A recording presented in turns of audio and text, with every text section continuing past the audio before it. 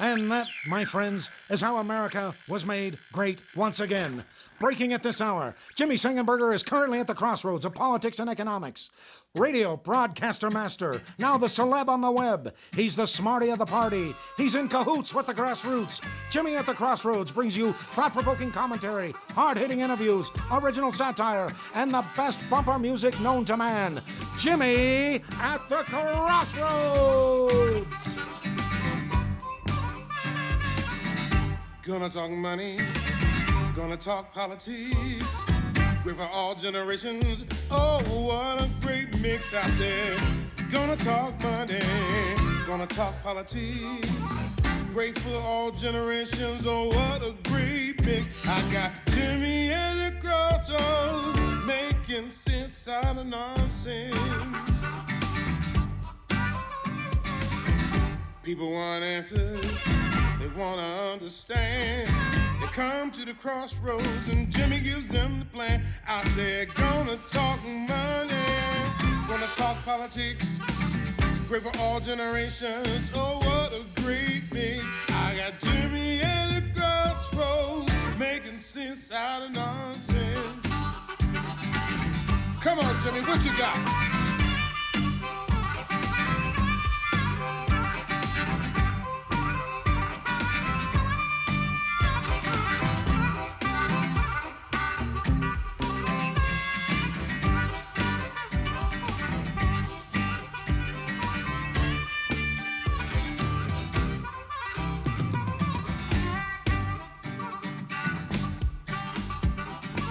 Hello, my friends, and welcome to another edition of Jimmy at the Crossroads. I'm your host, Jimmy Sengenberger, doing our level best here on the show to make sense out of nonsense and bring you engaging, intelligent talk, saying style, in partnership with the esteemed Washington Examiner. So great to be with you. Got a show that I'm very pleased with as far as our lineup today. In just a little bit, we will be joined by a vice president at the Heritage Foundation, who is co-executive director of their new coronavirus commission, to talk about how to approach public policy during and after the current coronavirus pandemic. Charmaine Yoest will join us from the Heritage Foundation. Looking forward to chatting with her. Then we will be joined by Cassie Smedley, who is Deputy Communications Director for the Republican National Committee, to talk about another barnstorming fundraising quarter for the Republican Party and for the Trump campaign, as well as some of the politics of the media yesterday at the press conference. The president beginning his coronavirus press conference by taking an absolute hammer to the press, and that was something to watch, to be sure. We'll talk with Cassie Smedley about that. And then a warning about socialism and how the policies we're putting into effect now in America across the country could be leading us down the road to socialism, and faster than we think. Robby Starbuck is a film producer and director, and he's going to join us to talk about a new piece he has for Western Journal about that exact topic. He's a Cuban American and has very strong warnings for our country about the threat of socialism here in the United States. So Charmaine Yoest, Cassie Smedley, and Robby Starbuck all joining us today on Jimmy at the Crossroads. But first, while I was so pleased yesterday with President Trump kind of hammering the media in certain ways, I think it makes sense to fight back. And then, of course, the media stations, different outlets, changed the channel, so to speak. That is CNN, MSNBC. They cut away from President Trump's press conference and refused to carry the rest of the press conference. We'll talk about that more later. But that's because basically he was calling them out right on camera. And they couldn't take that. But at the same time, the president stepped in it himself, I believe, yesterday, when he talked about presidential authority and the idea that he, as president of the United States, has authority over the states when it comes to reopening the economy in each of these different states, and also how he might go about it, using some language that no president should be using. Let's go to cut 5 here. This is sort of the first instance where we really saw the president asked about his authority.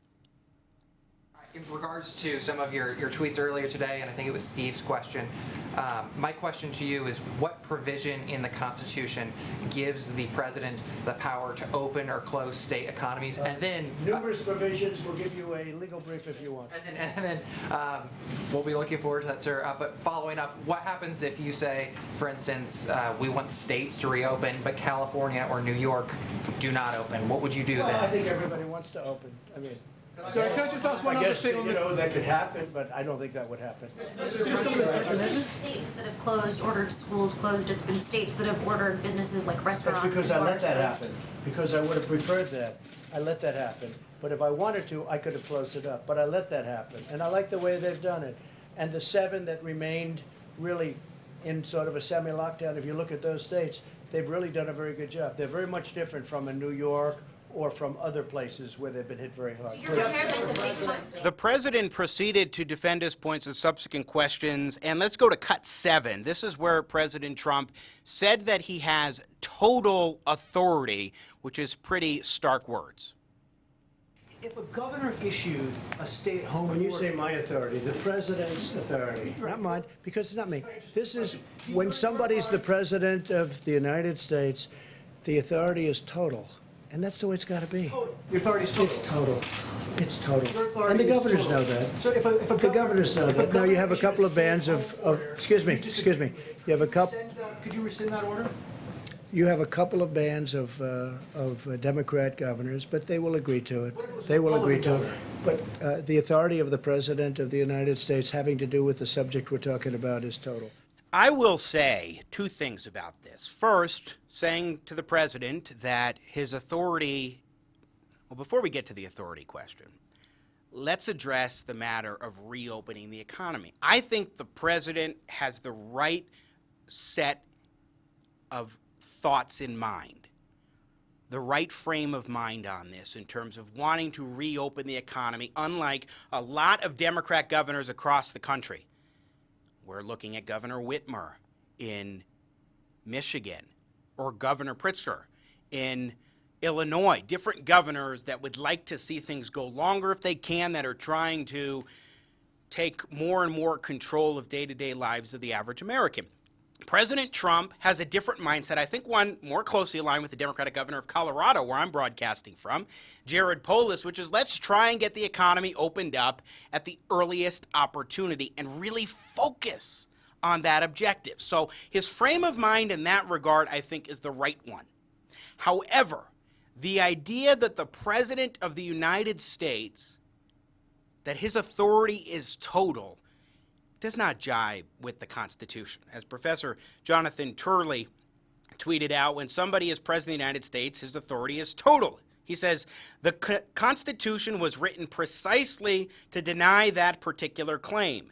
It also reserved to the states and individuals rights not expressly given to the federal government. In other words, there unquestionably are limits to federal authority.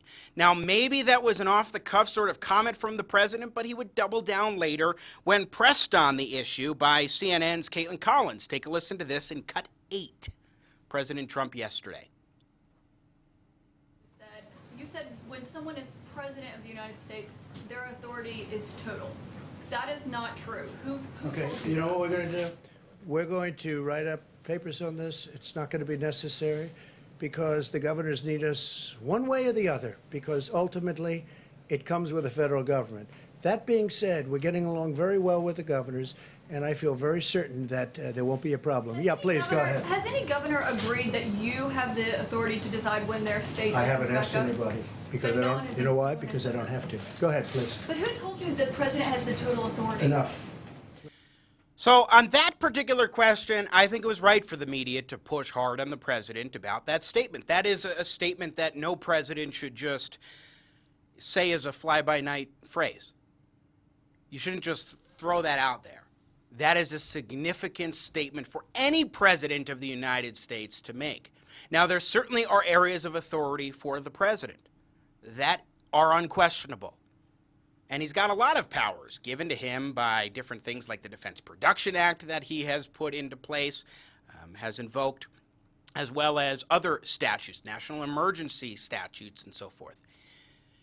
But as far as telling states what to do, they have what are called general police powers.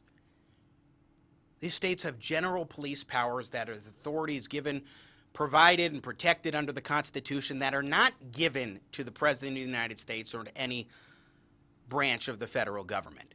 And it's important to keep in mind these constitutional limitations, even when we are supportive, as many are, of the President of the United States in terms of a lot of his policies and how he's approaching it. You have to be very pointed in saying the role of the federal government is not expansive. There are limitations, and we must do our part to highlight that.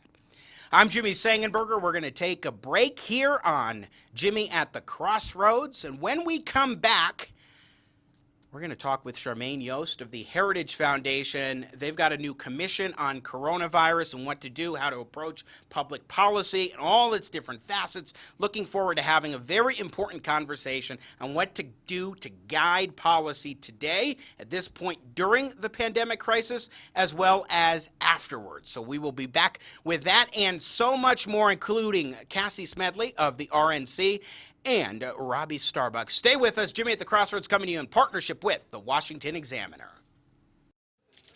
Hi, Tom. Gee, you look terrible. I feel terrible. Achy, fevery, nauseous. Ooh, that's too bad. You know, you ought to... Chills, stuffiness, bloating. Yeah, you know... Scratchy, gassy, drippy. I know. Say, Tom, you should try Wear-a-Flu. Wear-a-Flu? Wear-a-Flu is the only medication that actually takes your flu symptoms and hides them at various places inside your body so that by the time your body finds them all, your flu is gone. In the meantime, you're back to work. You were right, Ed. Wear-a-Flu lets me ignore my flu symptoms and gets me back to work. Thanks. Yeah, and thanks for coming in and infecting the rest of the office. Come out wherever you are with Wear-a-Flu. Take as directed. America's politics are crazy. The culture is in flux. That's why we work hard to help you keep up. More politics, more culture, and more access. We focus on the biggest stories of the day with some of the biggest names in politics and punditry. Go to our website, WashingtonExaminer.com. Subscribe to our YouTube channel. Be sure to follow us on Facebook, Twitter, and Instagram. So, I'm here, Jefferson Quincy Washington III, Esquire, at your service.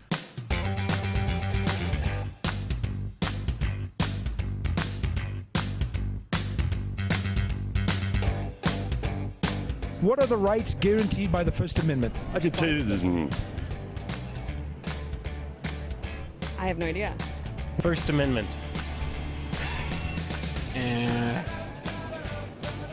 What? I think she said freedom of roofies. Yes, I don't know what that means. She's Home ownership. sorry. Right to liberty, just pursuit of happiness. Home ownership. That's Property is. Would that include the right to bear arms? Right to bear arms. Freedom to bear arms. that's the second. No. I could. How about what are we doing here right now? Free speech. Free speech! That's a good one. Oh, freedom of speech. Freedom of speech is one. What else we are doing on this corner? Where we are We're walking around, man. Yes, a gathering. Freedom of gathering. Sort of the right to assembly? Peaceable assembly. Freedom of assembly. Yeah, we can all get together, yeah. Very good. Freedom to assemble. We've got a breaking story here on 16th Street Mall. This is freedom of press. Freedom of press! Freedom of the press? Freedom of the press! What? Freedom of speech. Assembly. Petition the government. Freedom of religion. Freedom of the press! What are the first three words of the U.S. Constitution?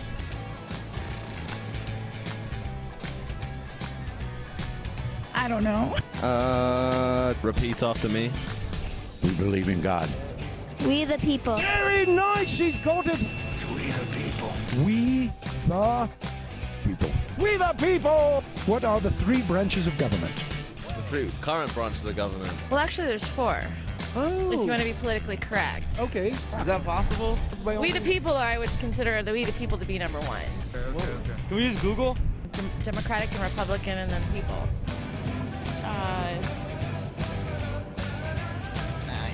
I don't know. Dang, hold on, I know it. You have Democrats, you have Federal, state, local. The left, the right, and the center, I believe she said. Man, I know what they is. I just got to think of it. And we think branches of government. Oh, judicial. You're right. Judicial. And then... You can do it, Trevor. Come on, Trevor. No, I did a report on this. I think "Damn, I Know What It Is" close. Okay. Well. No, I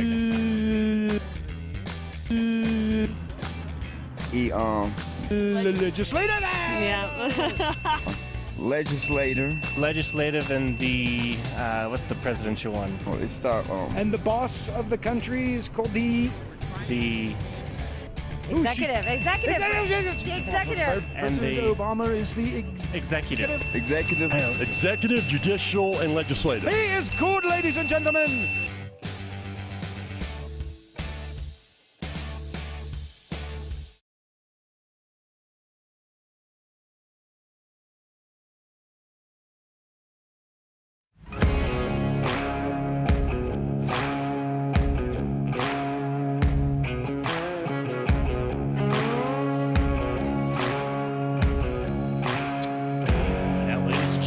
Let's get you back to Jimmy Sengenberger.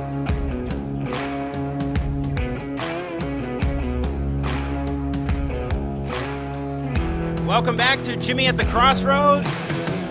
I am Jimmy Sengenberger here in partnership with the Washington Examiner on this Tuesday, the 14th of April, 2020.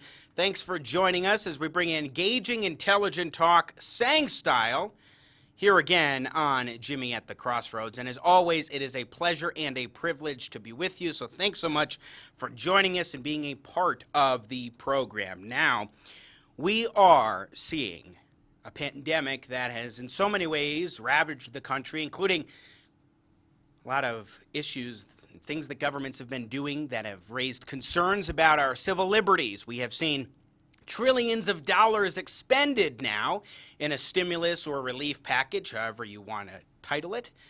And a lot of questions about how we will get out of this, what the policy prescription should be in order to do that, and then afterwards, what are the key things that we should keep in mind, that our policymakers should keep in mind moving forward. There's a new commission with the Heritage Foundation, the National Coronavirus Recovery Commission, and their efforts to save lives and livelihoods. And I wanted to have a conversation with our friends at the Heritage Foundation to talk a little bit about what exactly we should be keeping in mind, because this is not something to take lightly, nor is it something where we should just say, hey, let's just have the government do these things, because you need to be smart about it. You need to be smart in how you do it. So that's why the Heritage Foundation has generated their National Coronavirus Recovery Commission, and two of their leading scholars and policy experts are spearheading this effort as executive directors for the commission, including Charmaine Yoest, who's a vice president of the Heritage Foundation, where she leads the Institute for Family, Community, and Opportunity, and she joins us now here on Jimmy at the Crossroads. Charmaine, welcome to the show. It's so good to have you.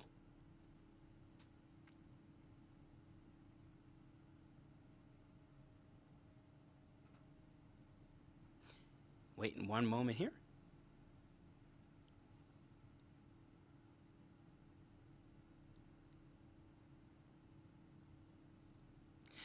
Nathan Matoush, working the Matoush Magic as our producer extraordinaire. Not sure if the A-bus is on, Nathan, for our guest. That could possibly be one part of it. We're still day in, day out working on our technical prowess here. But in the meantime, while we're waiting here, let's just go ahead real quick and play cut one. This is Dr. Anthony Fauci clarifying a hypothetical answer to a hypothetical question about what could have been done sooner. The other point I wanted to make is that I had an interview yesterday that I was asked a hypothetical question. And hypothetical questions sometimes can get you into some difficulty because it's what would have or could have. The nature of the hypothetical question was if, in fact, we had mitigated earlier, could lives have been saved?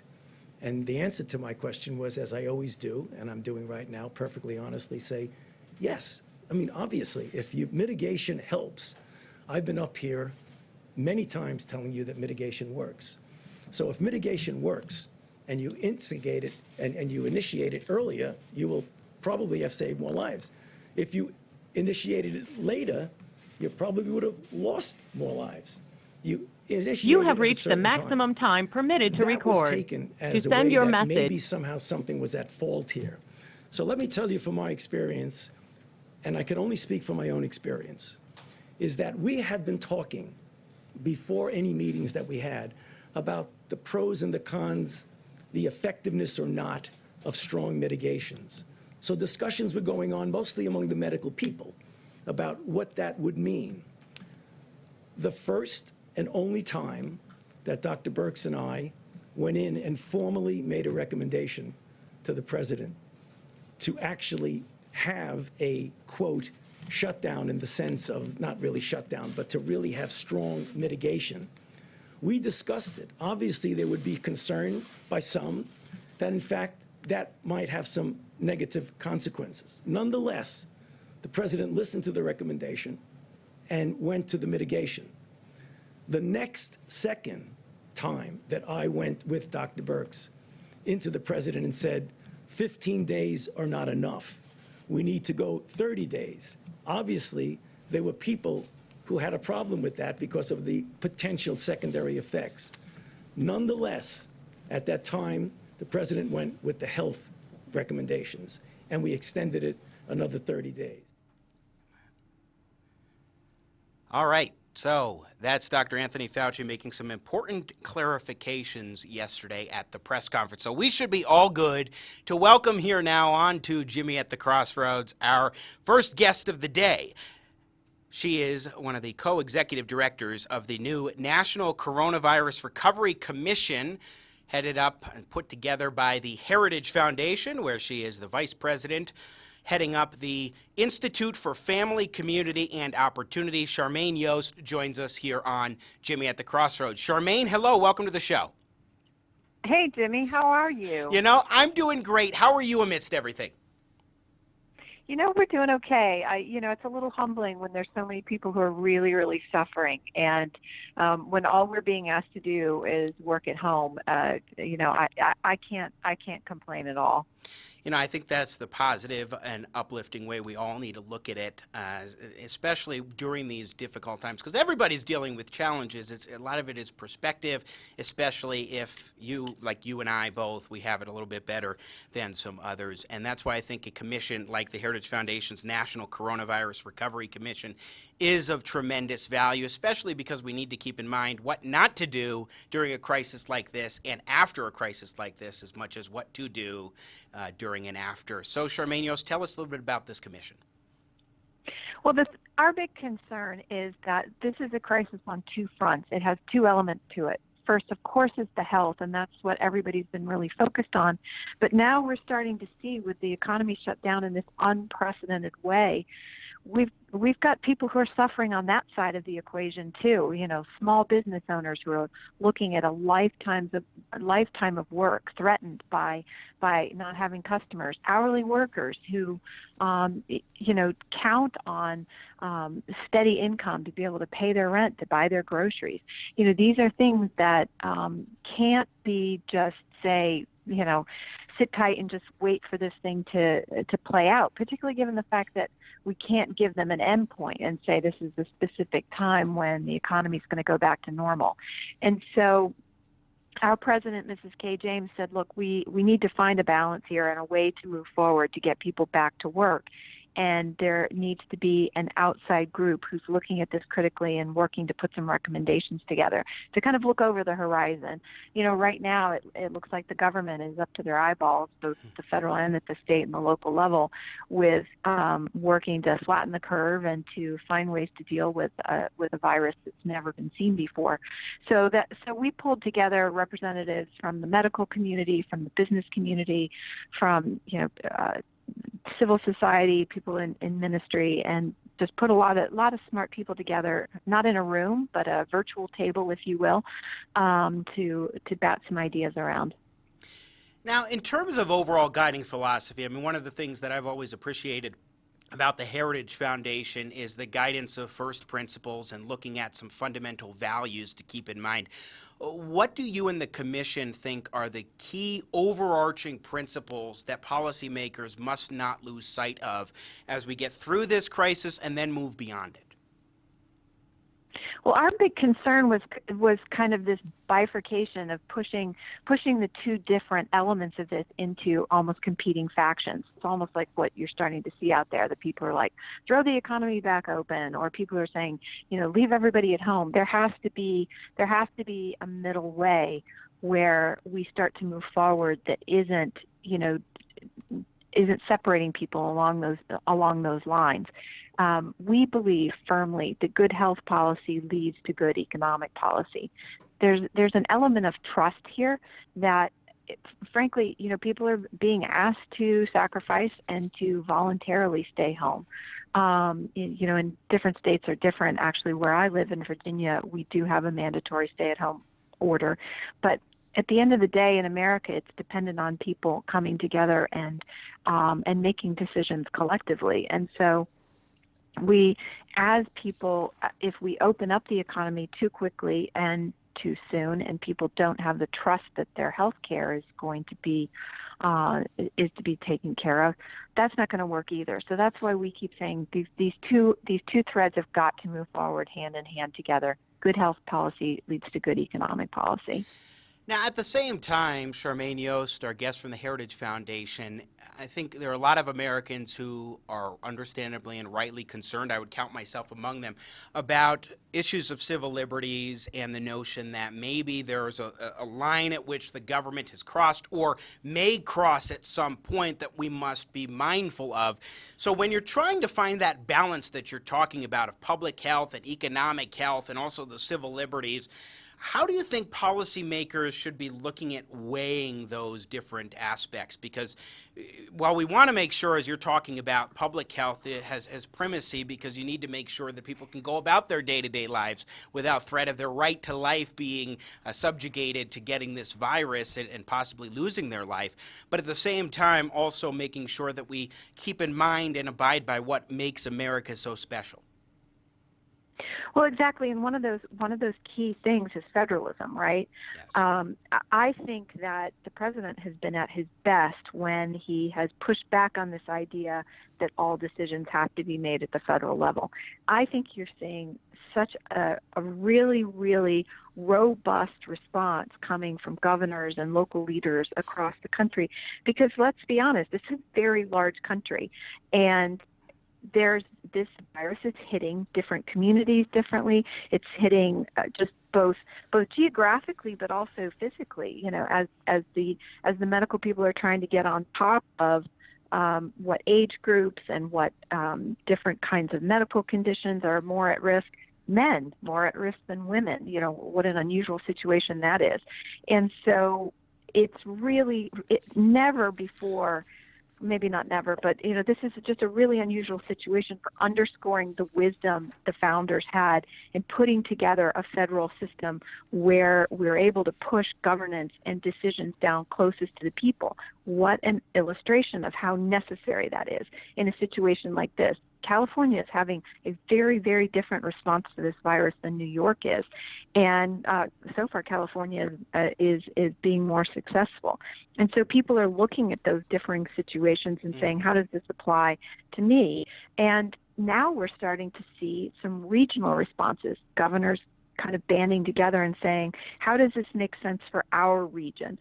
another good way of working out what federalism means on the ground and in people's everyday lives.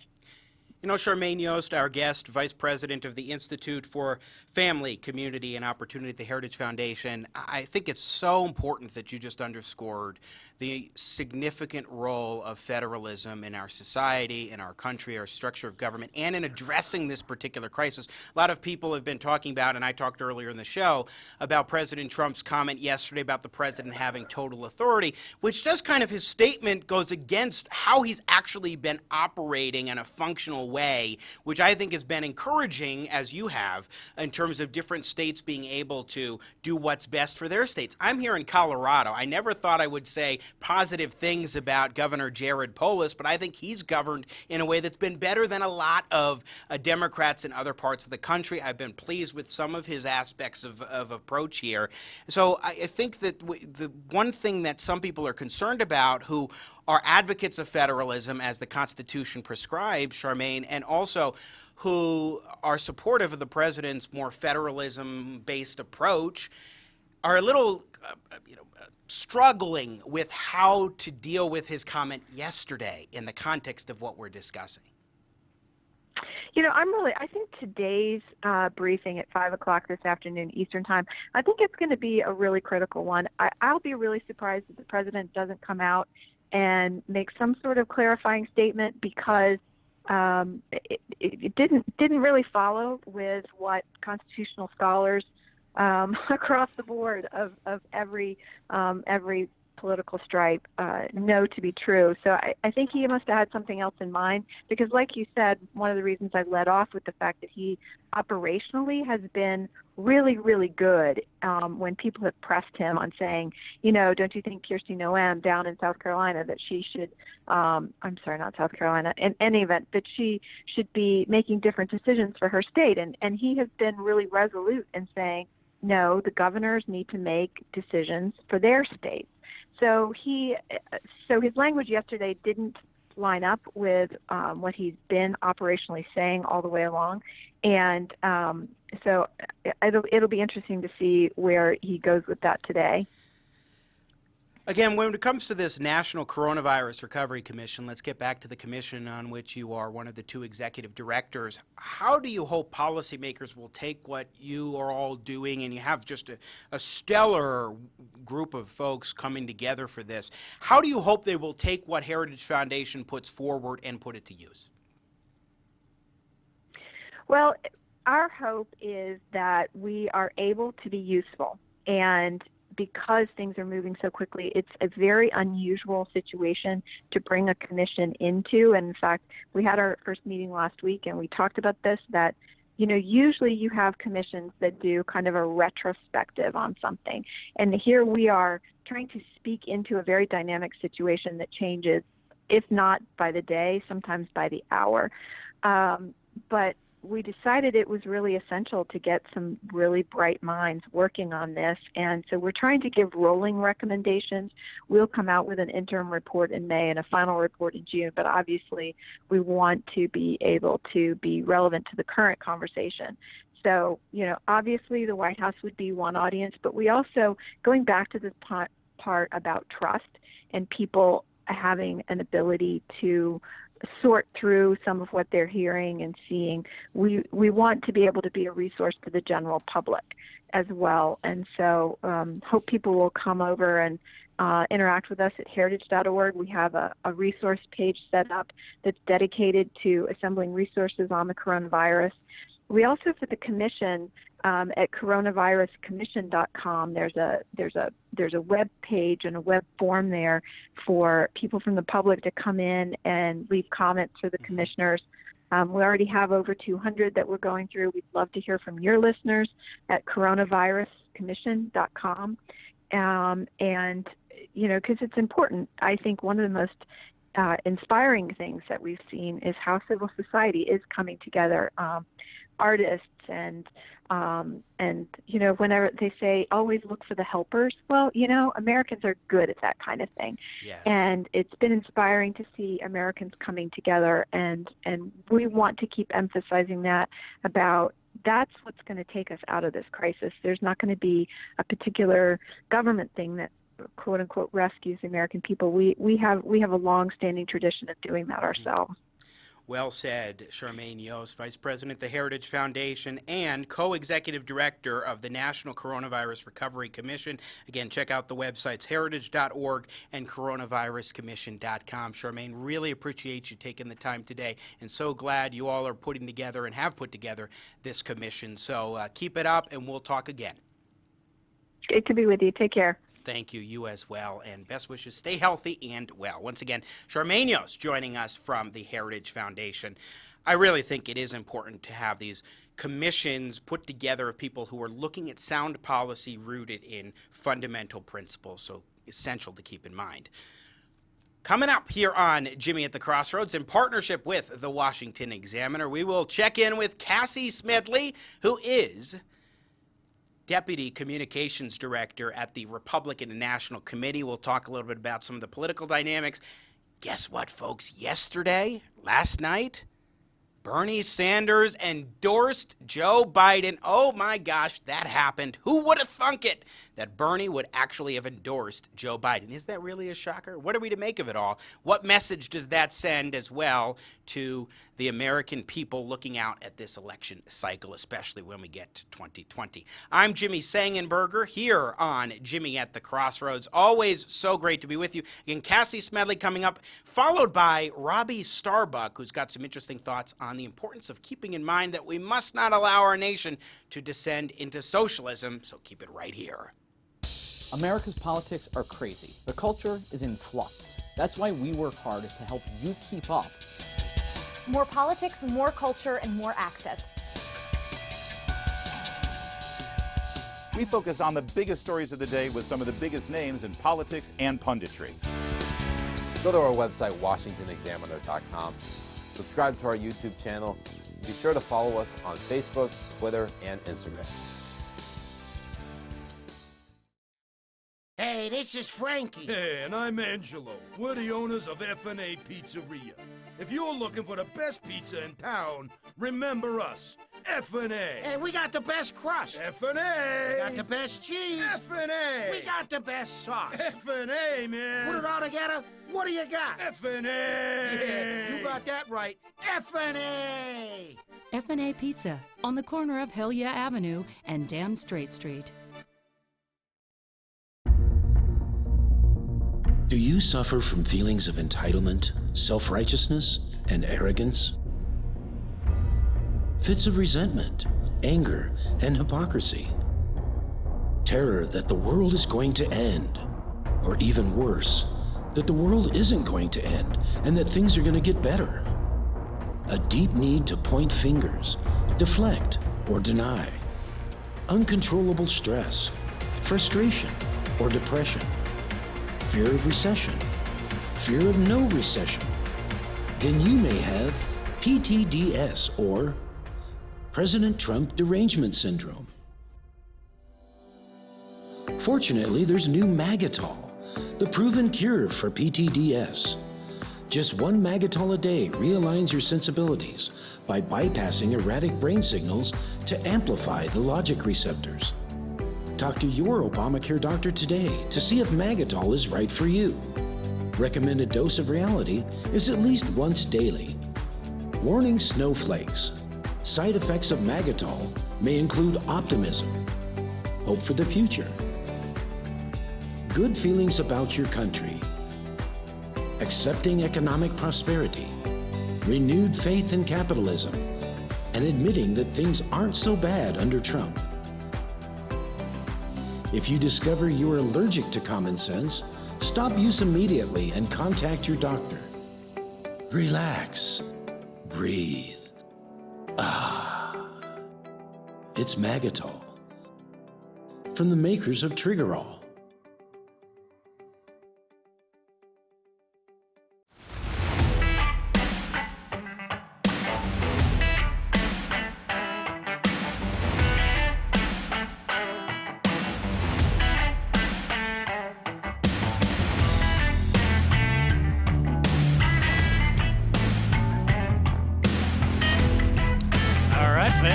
Let's welcome back your host of The Crossroads, Jimmy Sengenberger.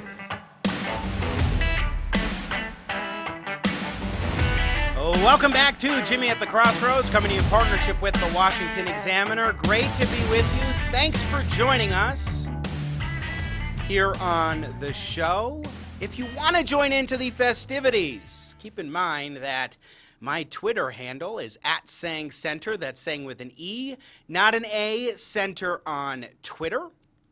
You can also log on to my website, jimmysengenberger.com. Remember, there's no A, there's no I, there's no U in Sengenberger. It's all E's all the time. Once you know that, Sengenberger is easy.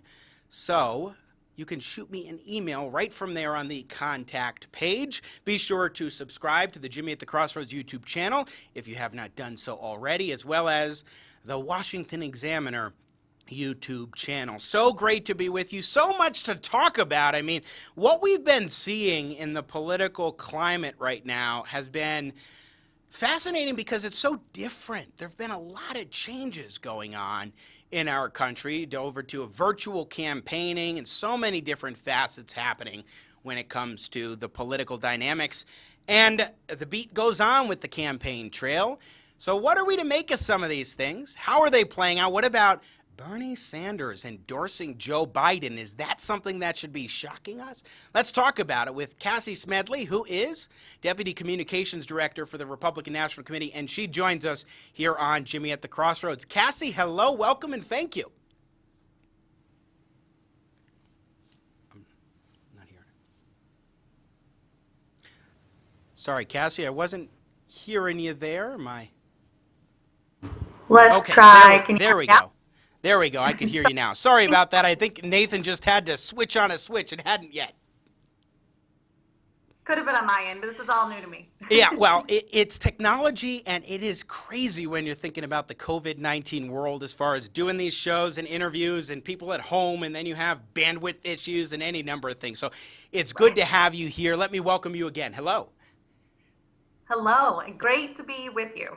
Great to have you here. So, I mentioned Bernie endorsing Biden. Can we play that clip, Nathan? I want to play that. We'll just start there because this is something I know it absolutely shocked you that socialist Bernie Sanders endorsed Joe Biden. But let's take a listen last night on Joe's live stream. So today I am asking all Americans, I'm asking every Democrat, I'm asking every independent, I'm asking a lot of Republicans to come together in this campaign to support your candidacy, which I endorse, to make certain that we defeat somebody who I believe, and I'm speaking just for myself now, is the most dangerous president in the modern history of this country. Are you shocked at this endorsement, Cassie? Well, if I'm a Bernie supporter, I'm a little upset, I guess. But also, the most shocking thing about that endorsement, quote, conversation is that Joe Biden read it from a teleprompter. So that just goes to show you about the authenticity of the Biden campaign and maybe even the authenticity of that endorsement. But, for conservatives and for Republicans, this isn't, let's breathe a huge sigh of relief. Bernie's not in the race. It's just this moderate Joe Biden. That's not true. They are the same side of a radical coin. And Joe Biden has adopted nearly every policy position of Bernie Sanders. Yesterday's endorsement conversation was Bernie Sanders basically giving Joe Biden a litmus test. Will you do this? Will you do that? So make no mistake, today's Democrat Party, and at the helm of that party is Joe Biden, is a radical leftist party that has no interest in giving the American people, empowering them to live our lives as we see fit. It is a government controls all at the taxpayer's expense. That's what today's Democrat Party wants to do with our lives. And Joe Biden is just the latest spokesman for that, even if he is reading it off of a teleprompter. Well, and you can tell pretty clearly how he's trying to play for Bernie's vote and Bernie's supporters' votes, because he said just over the weekend, putting forward a radical plan when it comes to student loan debt forgiveness and what have you. Okay, he's not saying let's forgive all of it, but he's working his way there. It's certainly in a way that's, it seems to me, pretty akin at the minimum to what Elizabeth Warren was putting forward. So what do you make of him adopting views on higher education and also on Medicare expansion? Not quite to Medicare for all, but he's backpedaling, it seems, on his so-called moderate view on Medicare for all and some of these other stances. Right. Normally when someone becomes their party's presumptive nominee, you run to the left or to the right in the primary, and then you come back to the middle for the general. Joe Biden's showing no signs of that. In fact, he's running further to the left, you could say. And that should give every person who has ever thought of him as a moderate pause. What is the real Joe Biden? Which is the real Joe Biden? The guy over the last 40 years who has positioned himself as a pragmatist and a moderate? Or the guy that we're seeing at the top of the Democrats' ticket this time around, who has happily adopted the far left brand of socialism that is the norm in today's Democrat Party? Which is the real Joe Biden? With the real Joe Biden, please stand up. And I think that's a real problem for all American voters, because we know that we want a fighter, but we also want authentic fighter for us. And that's Donald Trump. And so what we're seeing is that not only is Joe Biden struggling to get the support of the Bernie Sanders revolutionists, but he's struggling to get the support of hardworking middle America Democrats, lifelong Democrats from areas like where I come from in the Midwest, who are saying, I don't like this guy, I don't think he's the right guy for the job. But conversely, what I hear from Donald Trump is this is someone who's talking about the issues that are at the center of my life, and I'm going to go check him out, whether they were going to his rallies or now we're seeing just in the last month, we've had 275,000 new volunteers join our movement. And many of them are first-time voters or crossover voters who were once considered themselves Democrats. Cassie Smedley, again, our guest Deputy Communications Director for the Republican National Committee. One of the dynamics that I have noted for probably a year and a half now at least has been that the Democratic Party right now is not so much a battle of moderates versus progressives, but more this idea of incrementalists. Maybe they look at the last 100 years and the growth of government and the success Democrats have had in many areas in growing government over time, and they want to continue with this idea of slow and steady wins the race versus the instant changers. This is more the Bernie Sanders, Ocasio-Cortez wing of the party. That is, we want this change now. We don't want slow and steady. That's not a moderate versus progressive or socialist sort of idea. It's just more of a difference of tactics and approach as opposed to on policy. And I think we're starting to see Biden go more and more in that direction of the instant changers as opposed to, and giving into that side, as opposed to, really just taking a leftward jolt. Man, it's an excellent distinction, because that's right. Our whole lives we've said, I know that they are more radical than they are letting on, because I see how they campaign and then I see how they practice, whether it's in Congress or in state houses across the country. And it's been this little, backroom secret of the Democrat Party that they were much more radical than many and most Americans thought. And now it's like the curtain has been pulled back on Oz, and you see just how radical they are. They've become unapologetic. I mean, just think about it. A month or so ago, the Illinois primary, they lost the last pro-life Democrat in Congress. And that's a direct result of people like Tom Perez, the chair of the DNC, and other leading Democrats saying that there is no room in today's Democrat Party for a pro-life Democrat. That's a real change that they are publicly admitting that without caution in today's Democrat Party. And look at any of the other positions they've taken. They used to be the blue-collar party, or at least that's what they touted. There's nothing blue-collar about today's Democrat Party that wants to do away with hardworking American-made jobs like coal and fracking and manufacturing. That's put us in a really serious predicament over the years that the Democrat Party has yielded so much of our great industry overseas. So it's a real problem for Democrats as Americans are waking up to seeing that they are just a radical left party who now no longer feels that they even need to put on a mask and make you think they're moderate. They feel no need to do that, and that should be very concerning for all Americans. I want to get to the media in just a moment because we had quite a spectacle yesterday at the president's press conference with the media. But I noticed here that the Trump campaign and the Republican National Committee in the first quarter of the year brought in more than $212 million. Now, admittedly, 2 of the 3 months of the quarter, you didn't really have these shutdowns starting. But that's still a pretty sizable sum, especially given that the RNC and the Trump campaign have been raising money out the wazoo, I would say. Yes, and that's a direct result of all of these people, the momentum of our movement. And yes, we're grateful that when times were really good in our economy and our country before everything was turned upside down, we had just seen month after month of record-breaking fundraising. But frankly, while it has slowed down, it has not changed. We continue to see and post strong months even as we've turned all virtual. And that's as a direct result to our great, not only small dollar donors, but new small dollar donors. As I mentioned earlier, we've had 275,000 new people join our movement since we turned into a work from home virtual campaign. And these are people who, for the first time in their lives, many of them, are seeing what is happening in our country when you have a media that is complicit with the Democrat Party in wanting to have a government controls all system. And for so many of us who spend our days going to work and picking up kids and figuring out, what's for dinner, we're not often glued to our TVs like we are right now. And when you see the president coming into our homes 7 days a week in many weeks, and he's speaking candidly and in full context without it just being sound bites taken out of context by CNN and others, you see the American people see that they've got a fighter in this president. They've got a president who every day is out there working to figure out how we get through this and come out better on the other side. And it just runs counter to the narrative that Democrats and the media have been trying to shape for the past 3+ years.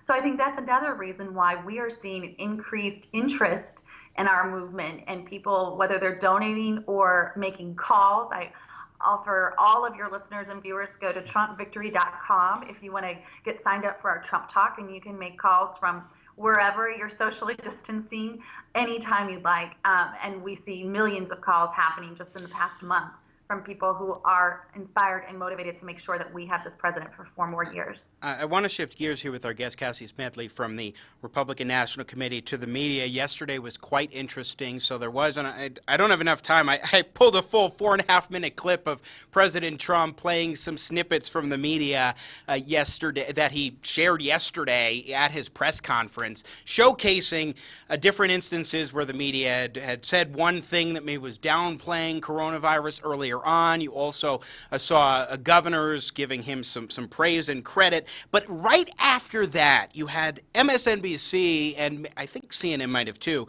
a cutaway. I want to play cut 9. This is Ari Melber on MSNBC right after President Trump went ahead and played the montages and talked a little bit about it himself.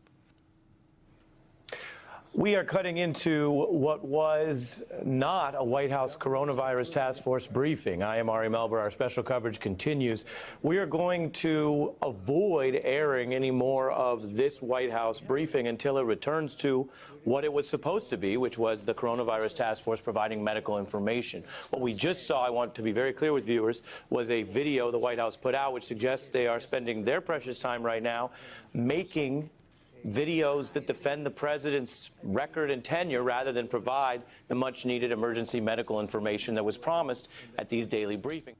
A few-part question for you, Cassie. 1, what did you make of them cutting in? Number 2, what did you make of President Trump doing that in the first place at this press conference? And number 3, do you think that it is the media's place to determine what a press conference from the president's supposed to be like when he's putting forward these press conferences? So like what he does or not, he's the guy who's putting them on. Right. Imagine what this would all look like if the media just resolved to just report facts A, facts B's, and show the coverage without context or bias, or in context without their bias. But I would also note the president's clips that he pulled out were, what Ari Melber did there is proving the president's point, that every day he gets up there and they give these answers that are just very studied, and he's using this team of highly capable individuals to pull together this response for our country. And then the media spends the entire time of that press briefing figuring out how they're going to play gotcha with them, as opposed to trying to figure out what's what and what's the best information that we need to be getting to the American public. And so all those clips were the president saying, I stopped flights from China, and he was doing that as the media was out there still downplaying this virus, or that he said, I called it the Wuhan virus or the China COVID-19 to illustrate where it came from, and the media came after him about that, only to find out that weeks earlier they had been repeatedly calling it the same. So again, to these American people who normally aren't glued to their TVs all day long like we are now, it's an opportunity to see in bright, shiny lights exactly what the president has been claiming for the last 4 years that the media has been doing to him. And I think once they saw that they were stuck watching this and that their viewers accidentally were going to see this, their only option was to cut away because, of course, they can't, like I said, have the big curtain of Oz revealed on them. Let's show here cut 4. This is Paula Reed of CBS and what she had to do in her exchange with the president, particularly over his travel ban. It was quite something. Every Democrat thought I made a mistake when I did it. I saved tens of thousands, maybe hundreds of thousands of lives by putting it. That you bought, the argument is that you bought yourself some time. You didn't use it to prepare hospitals. You didn't use it to ramp up testing. Right now, you're so disgraceful. It's so disgraceful the way you said it. Let me just listen. I just went over it. To make people I just went over in an unprecedented crisis. I think we've got enough of a sense for that particular exchange over this travel ban that the president moved forward with months ago. What did you make of that, and particularly the media's Q&A on some of those issues? Now, I have to say, I do think that the pushback some of the media gave to his line about total authority was legitimate, and I don't think we were talking with a guest of the Heritage Foundation in the last segment that his comment about the president and his total authority really is in step with how he's actually been operating as president of the United States in terms of federalism and acknowledging the role of the states and so forth. But there was so much going on there as far as the media just trying to go after the president in these little ways, which is an interesting point to observe when you see how they criticize the president for playing the media montage early on in his press conference. But your thoughts, Cassie? Right, and if you are bored enough to go and check out that particular reporter's Twitter feed, you would notice that it's full of her self-congratulatory notes, less about reporting the news. So you can imply there what maybe her point of her tirade yesterday might have been, which is what we find from so many of these reporters that are just looking for their moment as opposed to their opportunity to get straight news out to the American people. And I think that's what's so frustrating to so many Americans, and why you've seen poll after poll, the media's credibility is just absolutely plummeting, even as the president's credibility and how he and his team have handled the crisis continues to hold its steady highs. Because on the one hand, you see a president and his team who come out every single day with updates, with new information, with we fast-tracked this, we've cut through the red tape on that, we're trying to get you access to as many tests and options as possible. And then you have the media every day saying, how can I play gotcha with this president today? 2+ hours nearly every single day that we get with the president of the United States, and the media thinks it's their opportunity to get their moment in the sun and to get some Twitter followers. It's really disgraceful. And I think it's, again, why you see the American people turning elsewhere to get their news, because they just see it for the show that it has become, as opposed to an opportunity to get the information we so desperately need. And finally, here's an example to really put a pin on your point, Cassie Smedley, our guest deputy communications director at the Republican National Committee. This is cut 2. After Dr. Fauci clarified about a question or answer he gave to a hypothetical question on Sunday, he was pressed by the same Paula Reed as to whether or not he was basically put up to this. Interview, you said there was pushback. Yeah. Where did that pushback come from? No, it wasn't, and that was the wrong choice of words. You know what it was? When people discuss, not necessarily in front of the president, when people discuss, they say, well, this is going to have maybe a harmful effect on this or on that. So it was a poor choice of words. There wasn't anybody saying, no, you shouldn't do that. Are you doing this voluntarily, or did the president? No, I'm doing it. Everything I do is voluntarily. Please, don't even imply that. I mean, I was just stunned seeing Dr. Fauci, who, by the way, the media just absolutely adores, and understandably so in a lot of ways, But to see them actually say, someone, Paula Reed, actually say that to Dr. Fauci, are you being put up to this? Are you doing this voluntarily? That was something else. Oh, and his response was just great. Please, please, the very Brooklyn in him.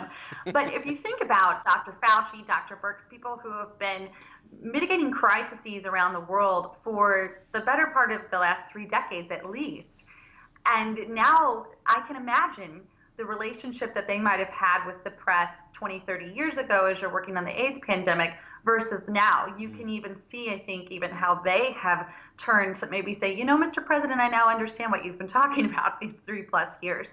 This is crazy. These aren't real, thoughtful, honest, direct questions. These are people who are trying to get their next TV deal. And that's unfortunate for the American people who, as I've said time and again, we need these answers. This is an unprecedented time. This is a very serious time in our country. Whether you're talking about people's health or people's economic well-being, we need these officials to be speaking with us directly every single day if we can get it. And just to have a media that's running counter to that. Whereas you feel like now, you know, for this being a typically kind of polarizing time, as people like to say in our country, you've just seen incredible acts of American patriotism and the American spirit on display, whether it's local businesses completely converting their businesses to get PPE, or whether it's working through the red tape so that we can get testing out to more people.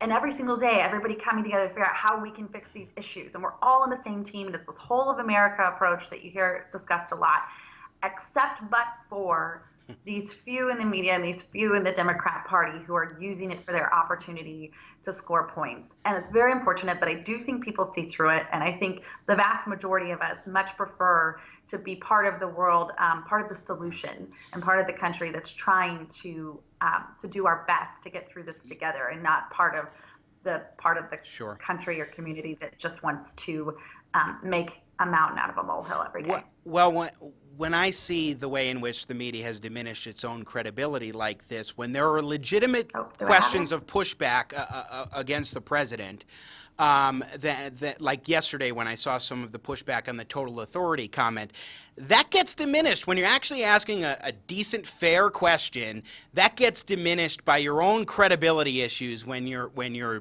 building up your own this idea that you are fighting against the power, but at the same time the public doesn't trust you anymore. And then when you're asking something legitimate, then people can't take it at face value because you have diminished your credibility so much, which I think is an important point. Cassie Smedley with the Republican National Committee, great to check in with you today. Thanks so much for taking the time. All right, once again, Cassie Smedley joining us from the Republican National Committee. Thank you. Be well. Thank you. You as well. We're going to take another break here on Jimmy at the Crossroads. And when we return, going to be talking with Robby Starbuck, film producer and director, about a new piece he has for Western Journal. Very great one. I thought it was pretty strong about the idea of socialism and how we should not allow ourselves to descend into socialism in this country, and why, based on his own Cuban-American heritage. So we will talk with Robby Starbuck here in just a few moments on Jimmy at the Crossroads in partnership with the Washington Examiner.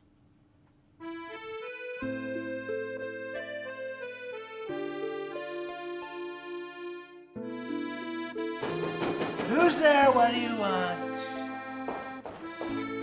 Hello, Donald Trump. It's me, the Easter Bunny. Have a seat, have a seat, have a seat so much. Do you remember, Easter Bunny, when I did you a huge favor by eliminating those horrible carrot tariffs? Yeah. Well, now guess what? You're going to do me a huge favor by doing your normal Easter Bunny thing, whatever that is. Running around the world, planting eggs in the ground, but America first, please. Okay, a couple of things. First of all, I hop around the world. I don't run. And second of all, I don't plant the eggs. I just hide them. How do they come to full maturity then? Well, you hard boil them. That seems a little cruel to me. I don't, Well, I'll tell you what you can do. Why don't you just pardon them like you do the Thanksgiving turkeys? That's a different thing. The third thing. How am I going to get around the world, Mr. President? The travel ban's in effect. There's TSA to worry about. I mean, I got to get... Consider it done. Consider it done. I'm going to use the War Appropriations Act to commandeer Santa's sleigh. Good idea. And there's nothing he can do about it.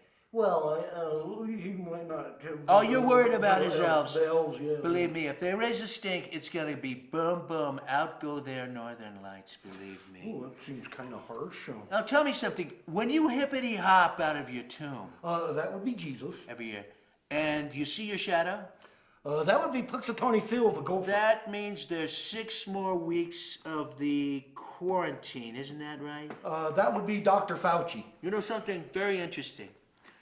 The Easter Bunny. Most bunnies leave only white eggs. There's only me, sir. And that's wrong. I'm the least egg-cis man you'll ever meet. This year we're gonna have all the colors of the eggs everywhere, every stripe. A panoply, a panorama, a rainbow of colors. Yeah. I want it to look like Walt Disney himself threw up. Thanks for that visual. I think I can make that happen. Let me call my peeps. We'll get around the world before you know it, and Easter Sunday's going to be great again. Oh, and this year, Mr. President, yes, just as a favor, I promise not to smoke all the Easter grass. That's a very good. That's a little joke I got from Colorado. I'm going to tweet that one, actually. I'm out of here. I'm tweeting it right now. Here I am. Oh, by the way, when you get to heaven, say hi to Half and the bunnies for me, please. I really don't think that's the way it works, Don Trump, but I'll see what I can do.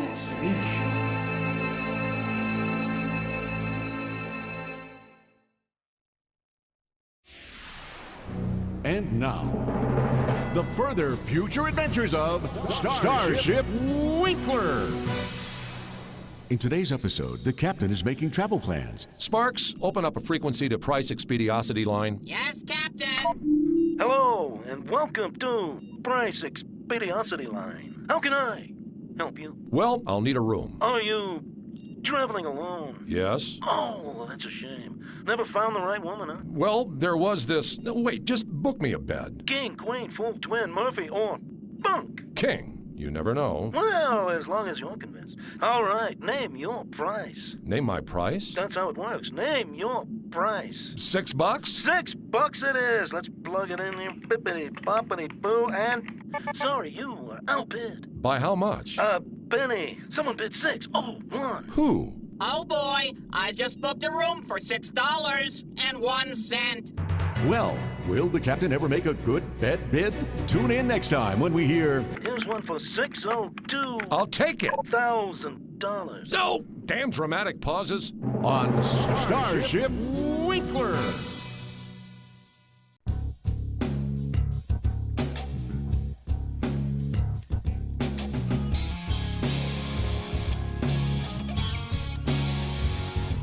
Do you wear a toupee? Do you yell out, Spark? Do you put in pauses when you talk? Do you start real soft and then go real loud? Have you won 2 Emmys? Do you love a crowd? Whatever makes you feel like a Shatner. Yeah, you got lots of macho and swagger. You had alien affairs. You sing bad but no one cares. You find low airline fares. If you like to work, got a handsome smirk. If you're Captain Kirk, whatever makes you feel like a Me. Phases on stunning.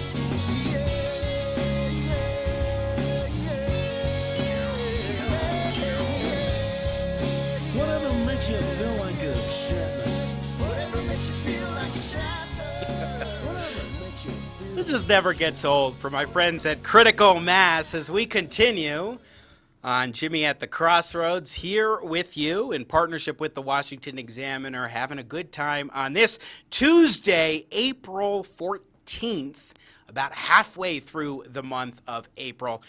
Bringing you engaging, intelligent talk, Sang style, as we do day in and day out. Thanks so much for joining us and being a part of the program. So we've spent some time talking about some of the political dynamics of the media. We may get to a little bit of that with our last but not least guest here on the show. We've also spent some time talking about what to keep in mind as far as policy approaches to addressing the coronavirus crisis and after we get through the coronavirus crisis. But one important warning we all must heed, and I think it was very well stated in a new piece for Western journal, is that we cannot allow ourselves to go along this path to socialism as we increasingly seem to be seeing in our country.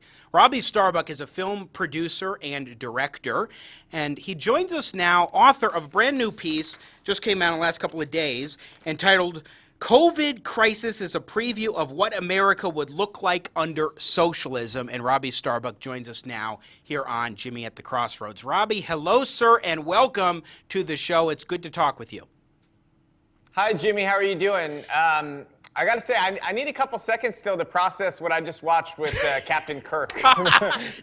We got you on a little too late. You needed to see the bit before that, Kirk, because there was my friends at Critical Mass, a bunch of audio bits we're able to use.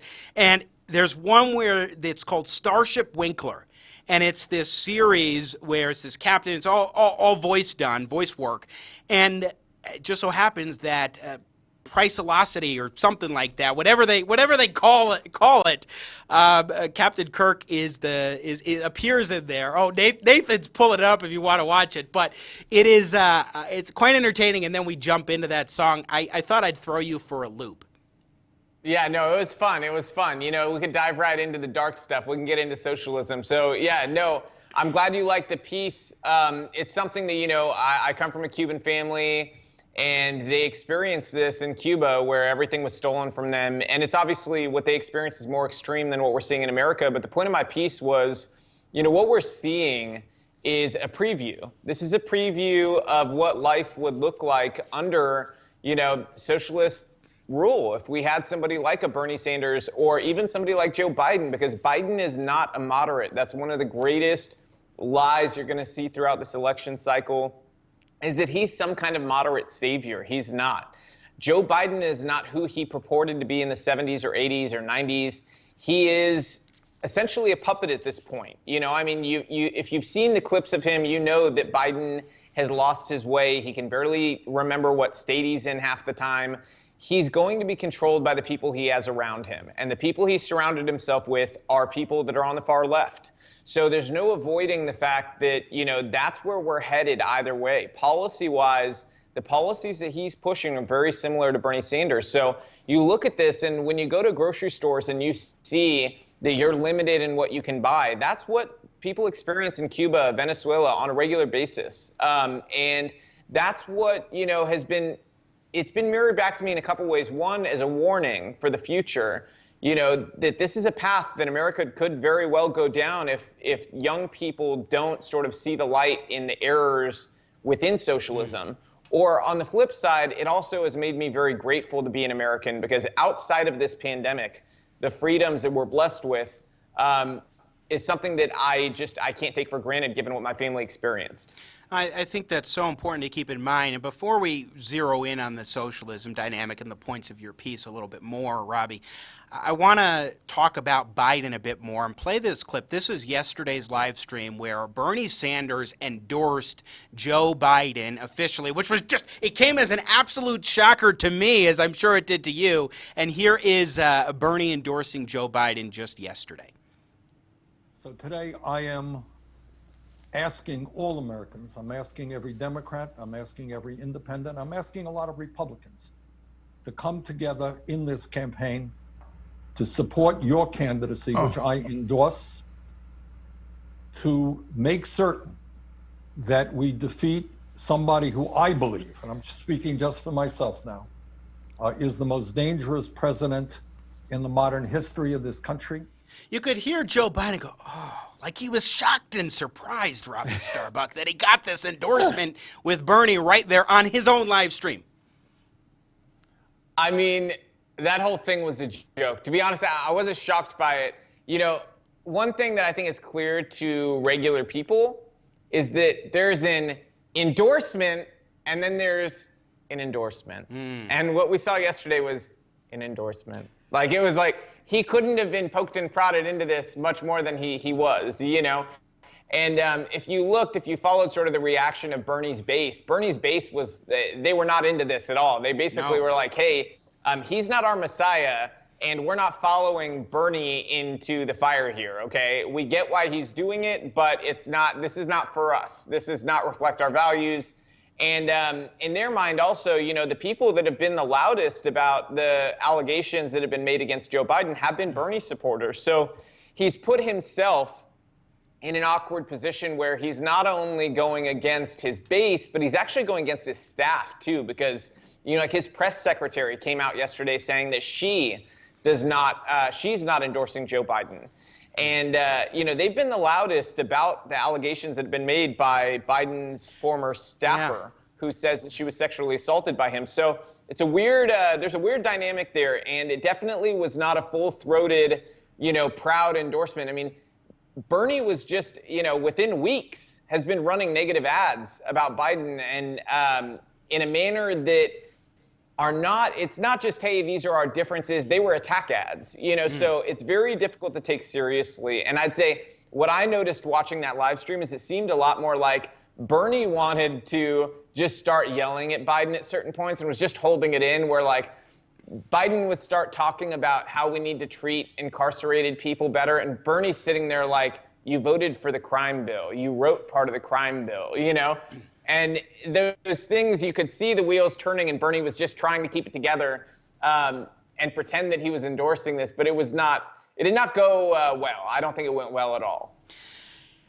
Again, we're talking with film producer and director Robby Starbuck here on Jimmy at the Crossroads. To that point, I think the issue we're seeing, Robby, is one of an enthusiasm gap. I was struck by this Quinnipiac poll last week that showed 33% of voters 18 to 34 had a favorable view towards President Trump, but only 30% of voters 18 to 34 had a favorable view towards Joe Biden. And then you are seeing a lot of Bernie supporters who are like, no way we can support Biden. Yet even though you may have some Republicans and conservatives who are frustrated with some things by President Trump, there's not that same kind of enthusiasm gap, and therefore that could well be Joe Biden's undoing in November. Yeah, if you've ever seen there's a hilarious video out there of this, she's probably 18, 19-year-old girl, and she's like, please don't make me vote for Joe Biden. Please don't make me do it. It's hilarious. And that's basically reflects the sentiments of that generation. They really don't like him. I would say, we've got ourselves in a predicament where it's sort of almost like a rerun of 2016. It seems like all the same mistakes, except for somehow the candidate's even worse, and that's what I think a lot of people are finding puzzling. And if you want to talk about enthusiasm gap, I can give you a really funny sort of anecdotal piece of evidence here. I have 5 times the amount of YouTube subscribers that Joe Biden has, okay? Joe Biden is one of 2 people that are in the running to be our president in a serious way, okay? And I have 5 times the amount of subscribers on YouTube that he has. That should be very worrying to Joe Biden's campaign, okay? That should be very worrying to them. Again, Robby Starbuck joining us here on Jimmy at the Crossroads. Let's go to your piece now, especially talking about young people and socialism and your clarion call and some of the thoughts I have and observations on youth and socialism. I want to read a passage from your piece in Western Journal. Americans are shocked by the fact that it has become difficult to obtain certain staples such as toilet paper. But for citizens living under socialist regimes, severe shortages are simply a fact of life. And they don't even have the option of settling for lasagna instead of spaghetti, because the shortages they endure day in and day out are far more widespread than anything Americans have encountered in recent weeks. Rationing is common in Cuba for this very reason. The government limits the amount of food and supplies each Cuban is allowed to buy and enforces those limits brutally. Robby, expand on that for us. Well, yeah, I mean, to give you an example, we still have one family member from our family. Well, we have family that's stuck in Cuba. So one of our family members, he's the oldest still, my living grandfather, he still goes every year to Cuba. And he loads up suitcases with everything he can, just basic medical necessities, things like Tylenol, women's hygiene products, diapers, things that they can't get enough of. And he doesn't even bring a bunch of clothes for himself or anything. He brings the very bare minimum so that he can fit as much as he can of just pure essentials in there to bring to them, because they can't get them there.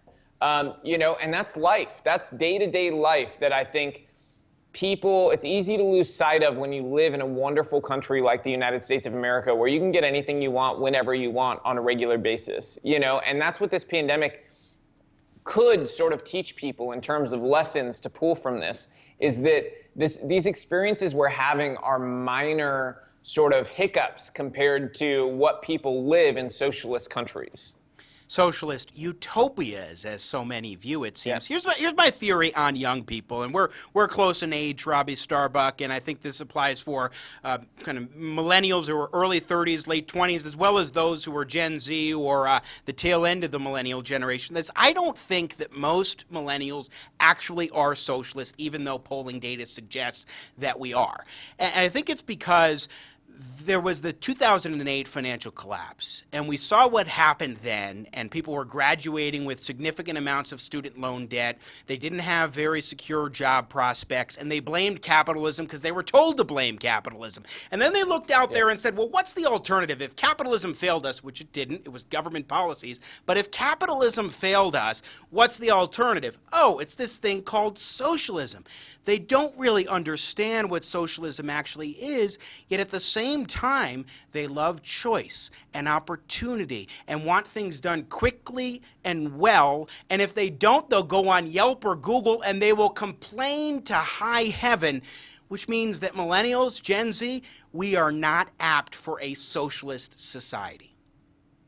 What do you mean? Yeah, I think it all goes back to sort of a misunderstanding of what socialism is. I think that the idea of, I want, who wouldn't want all their debt paid off? Is there anybody who really is like, hey, I don't want my debt paid off? Sure. Anybody would want their debt paid off, but is it practical? It's kind of like, I would like to eat ice cream all day, but is it practical for me to do that? No, it's not. So, I think that that's sort of the disconnect here, is that we're seeing an idea versus a system, and socialism as a system provides a very different reality than what they're thinking it provides. And some of that has been born of ignorance. Somebody like Bernie Sanders, he talks a lot about Scandinavian countries, he talks about Norway. There's so many things they leave out of this. Number one, Norway is not a socialist country. They say themselves that they are not a socialist country. They're a Nordic system. And the difference with a place like Norway is that they have what is the largest sovereign wealth fund in the world. That sovereign wealth fund pays for their social programs, which they do have large social programs, and it works strictly because they have that largest sovereign wealth fund that exists in the world, okay? And now what's in that wealth fund?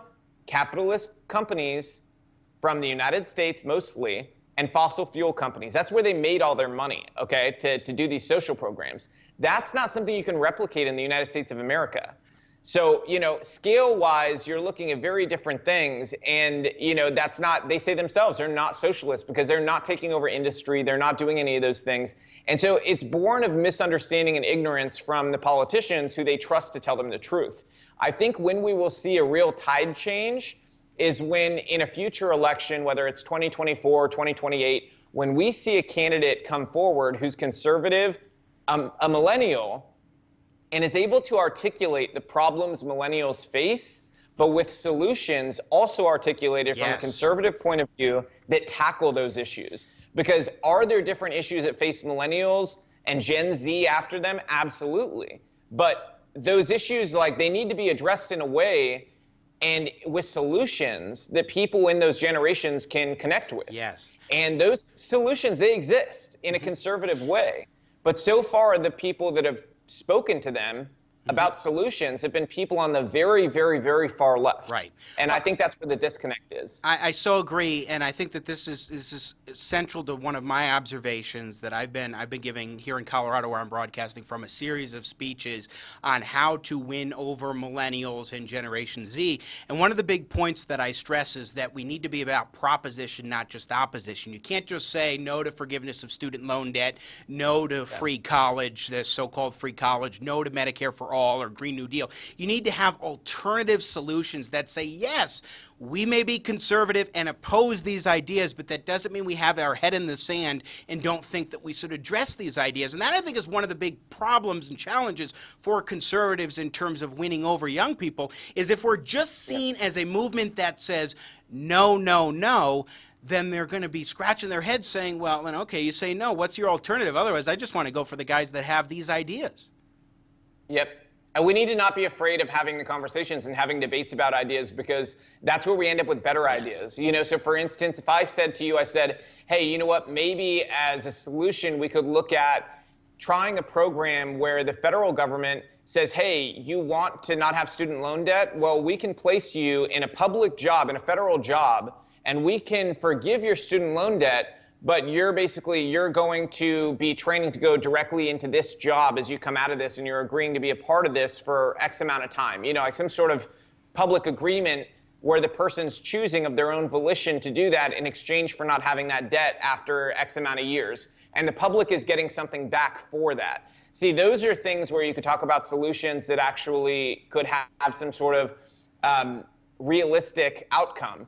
But you know, if we don't have the conversations and argue the ideas and figure out ways to make them better, we're not going to have solutions to give to people to be able to try to sort of win their vote. And that's what we have to do at the end of the day. Eventually, I don't think we have to win their vote as much as we can in 2020, but I think it's going to be more and more important as we go into 2024, 2028. And to do that, we need to speak their language about the issues and the solutions. We're talking with Robby Starbuck, co-host of Grow Up on YouTube. And Robby, why grow up? I think that's important as well to this discussion of socialism, this notion of you should grow up. Why do you use that in the title of your program? Growth. It's all about growth, you know, and I think that one of the biggest problems we face is, you know, like I said, there's sort of a gap in understanding a lot of these issues. And that's why, you know, a lot of people were very confused why I would come out and talk about politics, because professionally it was not an intelligent thing to do. But I didn't do it for professional reasons. I did it for personal reasons. I'm a dad, and I want my kids to be able to look back and know that their dad fought for what he believed in. He didn't hide at home and talk about his views at home and teach them, and, you know, in public have a very different view and cozy up to people who were helping make socialism happen. I wanted them to know that I fought for what I believed in. So the whole mindset of this show is to sort of calibrate people towards a growth mindset so that they're taking in as much intelligent information as they can and making good decisions, you know, as a result of that. So it's about exposing people to good ideas, bad ideas, and allowing that sort of debate to happen and allow people to decide, you know, on the other side what makes the most sense in their life. I don't think you can have, if you are a socialist, a personal growth mindset like what you're talking about, because you have too much of an idea in your mind that government should be there to provide all sorts of things. And the biggest problem with that mindset is government should be there is, first of all, it stunts your personal growth, but also what it does is it results in limited freedoms. As you know full well, and you talk about this in your piece, socialist societies limit human freedom in order to provide different services, and then, by the way, when those services are provided, they're often woefully inadequate. Yep. And, you know, I would say, you know, woefully inadequate doesn't cover it entirely. You know, it's beyond that. It's the abuse that goes along with it too. You know, because if it was just woefully inadequate and, you know, there's not a good process for getting it fixed, you know, that's one thing. But in places like Cuba, Venezuela, I mean, if you just voice your opinion about it the wrong way, you could end up shot or thrown in prison. So that's the reality of it. And it doesn't take much to get there. That's what people miss, is they think that it like takes this gigantic, crazy event to end up there. It really doesn't. It's something that, you know, it's a slow slide into it. And by the time people realize that their rights are eroding to the degree that they need to do something about it, it's too late to do anything about it, because the power structure at that point's already been flipped to such a degree that you could cause some chaos, but you're not going to change what's going on. And so that's why we have to be very careful about not letting that slide begin in the first place. Just a couple final questions for you, Robby Starbuck. One, to your point, please tell us of the story. I found this to be one of the most powerful components of your piece for Western Journal, about when your mom's cousin was dying of cancer in Cuba and what that experience was like just for them to be able to feed her cousin. Yeah, so, well, you know, beyond that, there's actually stuff that's not in the piece about that story, because that was already such a lengthy word count about her story. And one of the things I would want to actually touch on that I found really poignant, but it's such a long thing to explain, it was hard to put into words, was that when she died, they didn't have a process to get her to a morgue or to a crematorium or to get embalmed or anything. There were no options. So they literally had to hire a taxi and put her dead body in a taxi and take her and find a funeral home on their own to take her to. And they had to make a deal with the funeral home under the table. The state didn't provide for her or any of that, even though it's a socialist country. And they had to, like, basically, you know, like in payments, take care of this. But they had to literally put her dead body in a taxi to get her over there. You know, but beyond that, just in terms of pure medical supplies, one of the things that's so frustrating to me whenever there's a medical crisis, and I've actually heard it during this coronavirus thing, is people talk about Cuba's health system. And anybody who talks about their system in a positive way has never been there, has never been outside of Havana, has never seen how people are treated in this system. Right. She had cancer and was unable to get basic medical necessities throughout the entire process. She was misdiagnosed multiple times. They didn't even find the cancer until it was at the point that she was not able to, you know, survive it. And, you know, feeding tube wise, the family had to come up with this all themselves. They had to make everything and just to get her to eat because they couldn't provide this at the hospital. So, you know, the differences that you see are just, they're so stark. And so when I hear people complain about the US system, you know, is our system perfect? Absolutely not. There's a lot that needs to be changed because part of the beauty of America is we always fight to be better. And we need to continue that. But in the spirit of being better, we need to make sure we don't make mistakes that make us worse. And that's where the stuff that, you know, like Medicare for All can lead us to is a situation where we end up in this slide towards a reality like what you see in Cuba or like what they have in Venezuela, where a pregnant woman right now, I just read this great piece. This is probably the only time you'll ever catch me saying this. It was in the New York Times. Whoa. I said it's the best piece of journalism they've done in a decade. And it was, they sent a reporter down to Venezuela with pregnant women and documented their experiences. And they went with them when their water broke. And they had to go to 6 different hospitals to even get let into a maternity ward. And when they did, the guard there wouldn't let them in until the mom passed out. The pregnant woman passed out on the ground outside, and the guard finally let her in. The baby died. And this all happened in front of a New York Times reporter. And, you know, that wasn't the only story they tracked. They tracked multiple pregnant women, and it was every single one had these terrible outcomes. And so that's a reality of where these systems go. And to give you an idea, if anybody thinks that's an exaggeration in terms of like these systems, this is how quickly they erode. Only about 6 years ago, Bernie Sanders was saying that Venezuela, you were more likely to be able to capture and acquire the American dream in Venezuela than you were in America, okay? That's where we were in very recent history. And now we find ourselves at a point in time where that's how quickly Venezuela's eroded to a point where their basic rights are gone. People are eating rats in the streets now. There's no meat in grocery stores. And, you know, women have to pass out outside of a hospital to be able to just be let in to give birth to a baby. Final question for you, and that is such a... I'm impressed that the New York Times actually did that story, Robby Starbuck. I was too. That's why I said something too, because I want to encourage good journalism. Yeah. You know, so I hit the media all the time, and when they get it right, in that rare instance, I want to give them some praise because I hope they do more real journalism like that. I think that's well put. And just a final question on the flip side. Yesterday, we saw quite a rambunctious Q&A between President Trump and members of the media, and some of it was just, I thought, pretty absurd on the part of the media, but also they cut out, like MSNBC cut out of the press conference midway after the president put forward this montage that didn't look so flattering for the media. What is your perspective on how the media handles political coverage? They think people are stupid. It's very simple. They think people are stupid. That's why they cover it the way they do. What other reason are they cutting out of these things? They know that these press conferences have been good for Trump. So they cut out of them because they're hoping people are so dumb they won't go looking for the rest of it because they know that these are effective. You know, and yesterday what you're seeing is, I mean, honestly, China, their communist ruling party, the CCP, they've got to be so happy right now. They watch these press conferences, and I swear to you, if they train these reporters themselves, they could not have a better outcome in terms of what serves their purposes for propaganda than what they're getting in these press briefings. These people have acted so shamefully.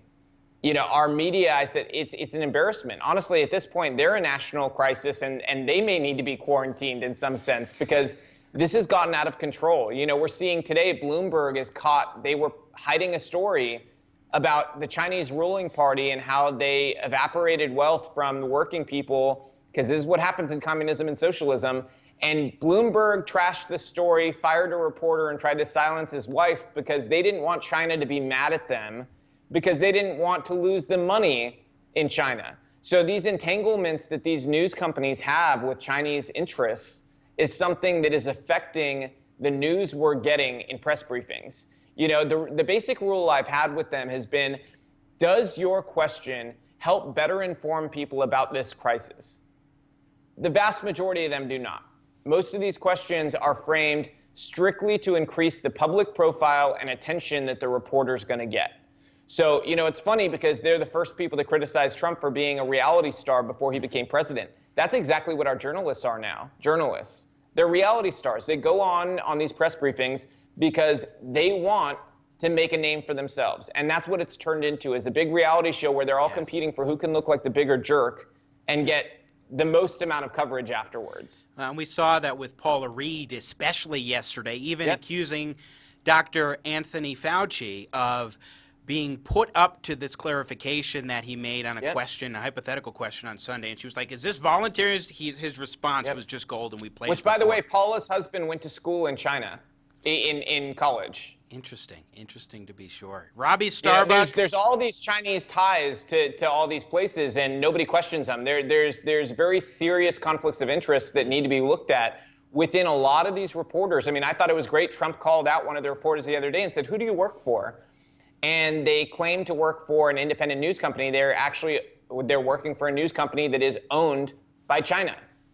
You know, so people need to question, you know, where these questions are coming from in a lot of cases. You know, I think we could go for a long time and just keep talking Robby Starbuck. Really enjoyed our conversation. Check out his web show, Grow Up Live, as well as, of course, other works. Film producer and director, and the piece in the Western Journal I thought was just great. So, Robby, let's have you back. Thanks so much for your time today. I really appreciate it. Thank you. You have a great day, too. You as well. Robby Starbuck joining us here on Jimmy at the Crossroads. What a great series of guests. Charmaine Yoest from the Heritage Foundation, Cassie Smedley from the Republican National Committee, and Robby Starbuck. Really enjoyed our conversations today with all of them here on Jimmy at the Crossroads. We've got a lot coming up in the next few days this week. Dr. Tom Krannawitter will join us tomorrow on the question of individual rights and the nature of individual rights. We're going to get a little philosophical in the final segment. We'll see what else we've got in store as the week progresses. But that is it for us today here on Jimmy at the Crossroads. Coming to you in partnership with the Washington Examiner. My thanks to Nathan Matoush, working the Matoush magic as our producer extraordinaire. Our partners, of course, at the Washington Examiner. Be sure to subscribe to Jimmy at the Crossroads on YouTube if you haven't done so already. I appreciate you being along for the ride. Stay well, stay healthy, and as always, may God bless the United States of America.